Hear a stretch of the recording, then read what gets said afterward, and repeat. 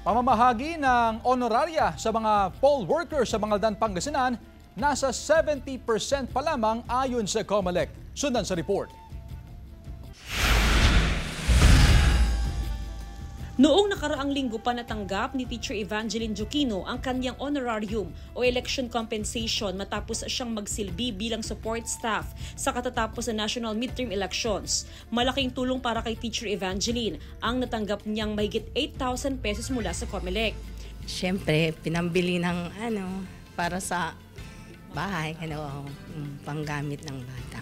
Sa datos ng COMELEC Mangaldan, nasa mahigit 70% na sa mga poll worker ang nabigyan ng honoraria sa Mangaldan. Naisa na ng COMELEC na maibigay ng 100% ang honoraria ng mga poll worker. Ang problema lang ay nasa seminar o nakabakasyon ng ilang guro na nagsilbi sa katatapos ng eleksyon 2025. Nagbigay kami ng last day sa bukas na para maka-report na rin po.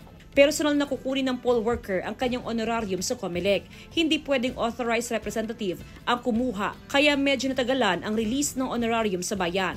12,000 pesos ang honorarium ng chairperson. 11,000 pesos naman para sa poll clerk, third member at DESO. 9,000 pesos naman para sa technician at 8,000 pesos para sa support staff. Samantala, ikakaltas pa rito ang honorarium tax rate na 15%.